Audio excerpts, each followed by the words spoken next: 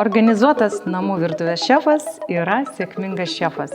Šiandien kviečiame pasidairyti po mūsų virtuvę ir pasižiūrėti, ką verta turėti lentynose, kad nepasiklysti juose ir gaminti sveikatai palankesnį maistą.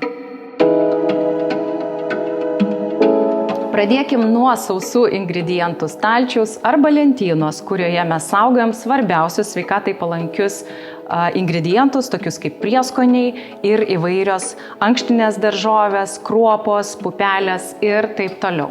Prieskonius ir kitus birius produktus rekomenduoju laikyti skaidriame indelyje su užrašu, taip jūs visą laiką matysite, ką reikia ištraukti, ką reikia papildyti, kas eina į pabaigą ir sudaryti produktų sąrašą yra gerokai lengviau, kai indai yra skaidrus. Ta patį rekomenduočiau daryti ir su ankštiniam daržovėm, kruopom, riešutais ir sėklomis. Kai mes turim skaidrų stiklinį indą, mes visą laiką matom, kas eina į pabaigą ir mums lengviau sudaryti sąrašą. Taip pat tai puikiai veikia kaip trigeris, kuris mums primena suvalgyti, suvartoti daugiau sveikatai palankesnių produktų. Tai tarsi tokia sveikatos biblioteka jūsų lentynoje. Ir kuo didesnį pasirinkimą jūs turite, tuo didesnė tikimybė, kad jūs paragausite ir išbandysite tą ingredientą. Taip pat galite saugoti ir alyvuogių aliejų lentynoje, tamsioj vietoj, kur nėra tiesioginės šilumos. Pavyzdžiui, tai neturėtų būti kaitlentė ar kažkokia kita šilta vieta. Išties namų virtuvėje susikaupia labai daug skirtingų indų. Atvežam iš kelionių, padovanoja draugai. Ir visų mūsų istorijos, aišku, yra skirtingos. Tačiau jeigu kalbėt apie minimalistinę virtuvę, kurioje jums būtų lengva orientuotis, tai pakanka 3 dydžių lėkščių komplektų, kuris būtų vienas skirtas kaip dubenėlis sriubai arba daržovių salotoms, plokščia lėkštelė didesnė vakarieniai pateikimui ir mažesnė desertinė lėkštutė. Ledams arba, sakykime, glotnučiams jūs galite naudoti tokius nedidelius dubenėlius, jie yra visiškai universalūs ir tuomet jūs išvengsite skirtingų indų savo virtuviai. Toliau judam prie įrankių stalčiaus. Jūsų atveju tai galėtų būti ir lentyna.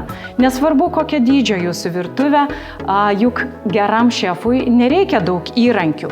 Šiuo atveju užtenka kelių nedidelių keptuvių ir vieno gilesnio troškintuvo ir viskas, kad išsaugoti tvarką ir neapkrauti savo virtuvės, jums užtenka tik tais 3 puodų, 3 skirtingų dydžių. Sriubai, troškiniui ir prikaistuvės košiai išvirti. Kelios formos, tokios gilesnės, pavyzdžiui, užkepti daržovės ir kelios formos saldiems patiekalams, tokiems kaip keksiukai arba piragas. Viršutiniam stalčiui dažniausiai aš laikau tuos įrankius, kurie man reikalingi visą laiką po ranka. Tai yra peiliai, peilių reikia nedaug.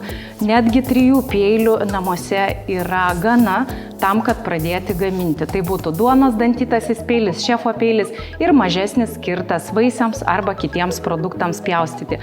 Vienas iš mano mėgstamiausių įrankių tai yra matavimo tokie indeliai, kurie nurodo ir mililitrus, ir podelius.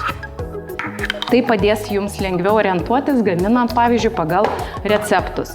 Kelios silikoninės mentelės, bet dažniausiai aš rekomenduoju namuose naudoti medinius įrankius, kad išvengti plastiko. Citrusų spaustukas, jo pakanka vieno.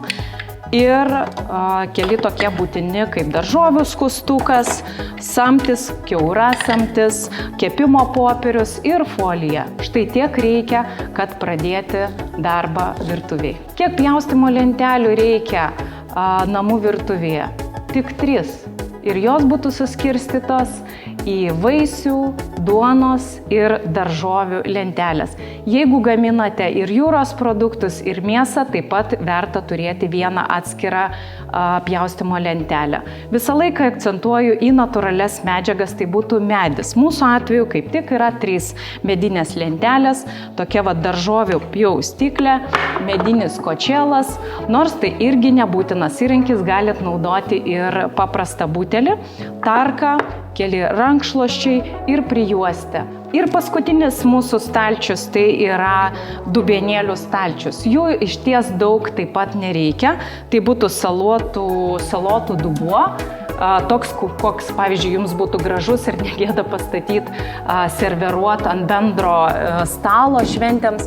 Keli maži dubenėliai, kuriuos aš labai mėgstu naudoti padažams arba užkandžiams pateikti. Jeigu jūs dažnai gaminat pagal receptus, tai galima padaryti, pasiruošti, pavyzdžiui, prieskonius tokiuose mažuose indeliuose. Jau užtenka kokių 3-4, bet tai taip pat nebūtiniausias dalykas. Tikrai svarbu turėti tokius stiklinius dubenėlius skirtingiams maisto produktams. Jie lengvai valosi ir ilgai tarnauja ir atsparus yra indaploviai ir metaliniai. Kaip matot, plastikinių daiktų mūsų virtuvėje praktiškai nėra. Ir mes stengiamės naudoti tik praktiškus ir nedidelį kiekį indų. Mes Holos mokyklai mokomės pjaustyti patys daržovės, turėti kontaktą su maistu ir dirbti lėčiau, nenaudojant daug įvairios technikos. Jeigu jūs siekiat minimalistinės, tvarkingos ir nekeliančios streso virtuvės įrengimo, tai pasirinkite vieną jūsų mėgstamą gamintoją, kombaino arba blenderio ir ties to sustokite.